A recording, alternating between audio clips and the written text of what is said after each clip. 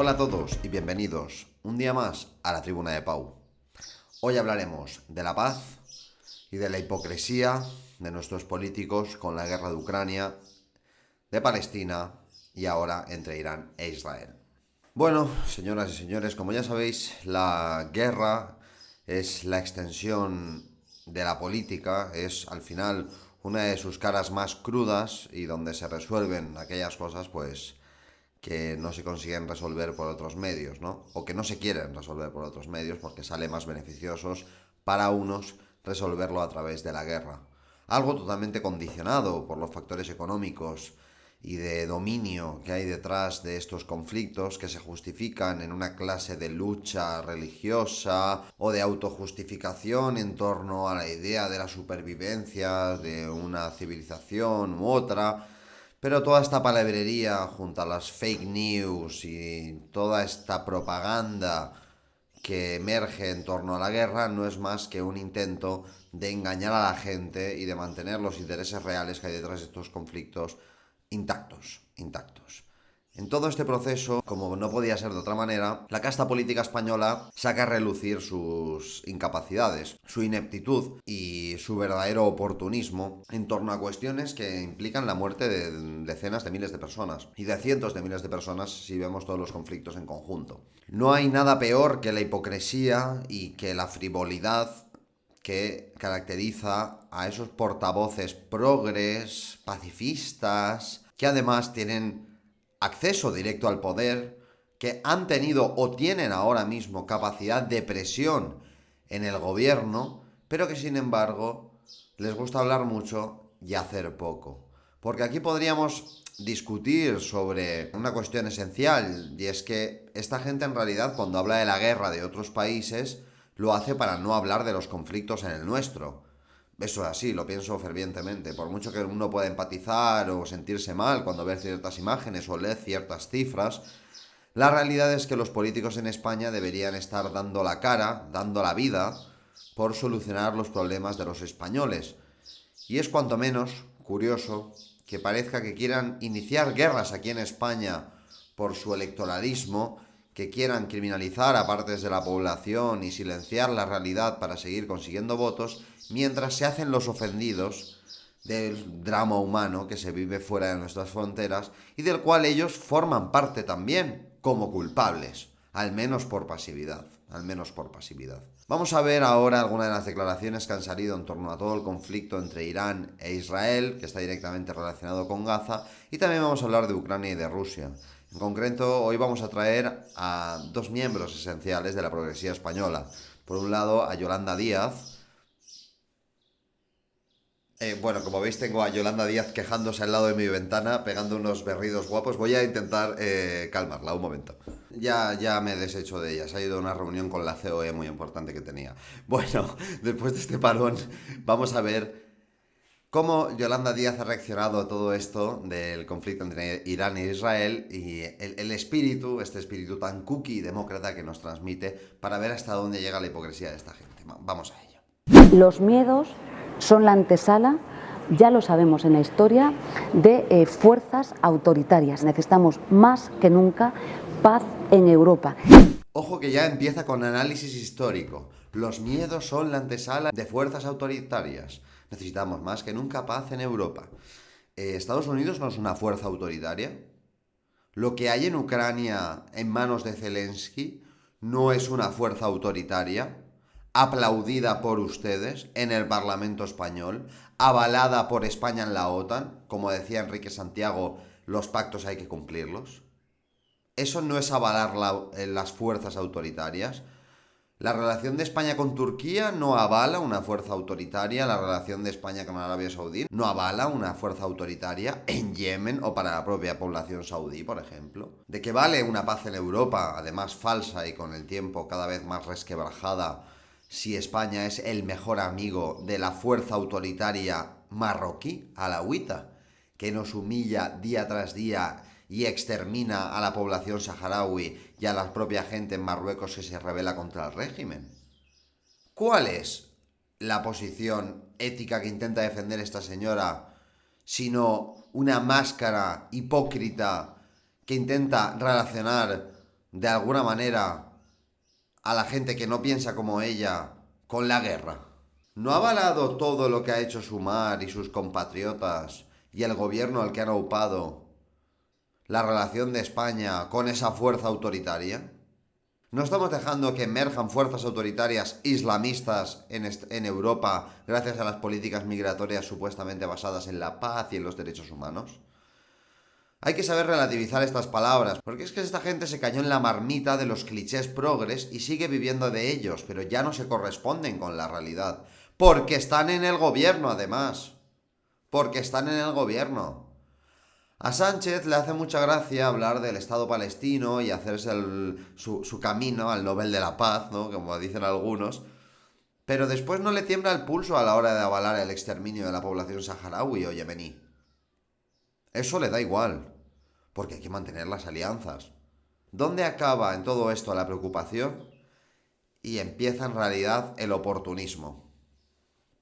Y esta carrera discursiva y en políticas públicas que camina hacia el belicismo, desde luego, abre la puerta a la reacción en Europa. Vale, yo de verdad creo que esta gente tiene algún tipo de esquizofrenia o algún problema sin diagnosticar, en que en situaciones bélicas en Europa que afectan a Europa y deberían llevarnos a alejarnos justamente de la influencia estadounidense en Europa y tener soberanía y acabar ya con la tontería de meternos en guerras que ni nos van ni nos vienen, a esta señora lo que le preocupa, en vez de que nos sigan quitando soberanía, obligándonos a estar en guerras y obligándonos a estar en sus planes suicidas de control mundial, le preocupa el auge de la ultraderecha en Europa. Otra vez el fantasma de la ultraderecha en Europa. Hay un fantasma que recorre Europa, madre de Dios. ¿Pero esto? Pero es que lo peor de todo esto es, si utilizamos estos criterios, ¿qué es Hamás? ¿O qué es Irán? ¿No hay fuerza autoritaria u odio allí? ¿Al que temer? No hay nada que rechace más que el sionismo. ¿Pero esto? O sea, está más preocupada porque gane Le Pen que porque España pierda soberanía y se meta en guerras que ni le van ni le vienen. Necesitamos una Europa que tenga un proyecto propio, que avance en la Europa de las luces, de los derechos humanos. La Europa de las luces y los derechos humanos es la Europa que nos está llevando poco a poco a una guerra. Es la Europa esclavizada por Estados Unidos. Es la Europa de las fronteras abiertas que acaba con la corrosión nacional de sus países, que acaba con la división social y la islamización, con la guetificación, con la pérdida de capacidad de decisión, con la pérdida de industria. Esa es la Europa de las luces que no se nos ha vendido. Europa empezó como un proyecto económico y ha acabado siendo, pues, la sirvienta de los Estados Unidos, por no utilizar una palabra más desagradable. ¿Cuál es el límite, de verdad?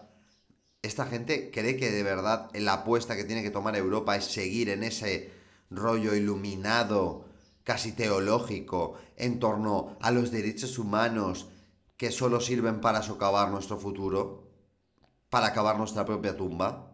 Europa necesita soberanía. Europa necesita romper con el servilismo a los Estados Unidos, cosa que ha continuado muy placenteramente tu presidente Sánchez. Y España necesita romper sus relaciones con Marruecos y establecer una estrategia internacional propia, fuera de la borrachera democrático-idiota que se promociona desde Europa para mantenernos dominados. Tenemos que tomar nuestras propias decisiones, fuera de sus mantras. Hoy no se está cumpliendo, tenemos muchísima preocupación por el pacto de asilo, que como saben ustedes es profundamente regresivo. Es que no me lo puedo creer, que lo ha metido aquí también. Lo ha metido aquí también. Están hablando de la guerra en Oriente Medio, que por cierto, ¿cuántos países del mundo árabe no acogen a los palestinos? Y el problema lo tenemos los europeos. Ahora tenemos nosotros que acoger a la gente que no quieren acoger los países colindantes. Y esos países no tienen responsabilidad. ¿Y qué tienen que ver esos países con el pacto de asilo? Señora Díaz, el pacto de asilo sigue siendo lo más laxo y vergonzante que pueda haber en políticas de asilo. Hay algunas cosas porque sí están mejor, porque son de pura supervivencia, como tomarle las huellas a alguien que entra y resolver el asilo en el momento para evitar trámites y que pululen criminales e islamistas por Europa. Pero cuando un país no quiere acoger refugiados, tiene que pagar a otro país para que los acoja. Se acogen igual. Y las cuotas de acogida son altísimas. Son suicidas. Pero el problema no lo tiene Egipto, ¿no? Egipto muy bien, pobrecitos, son árabes. Ellos, es que pobrecitos. El colonialismo, que acojan ellos. Que acojan ellos. U otros. Pero no, el problema es el pacto de asilo. ¿De verdad es la mejor idea traer a islamistas o a gente influenciada fuertemente por el islamismo, en vez de presionar para que los países colindantes sean los que acojan a esas personas para que regresen lo más rápido posible a su país cuando se solucione la situación?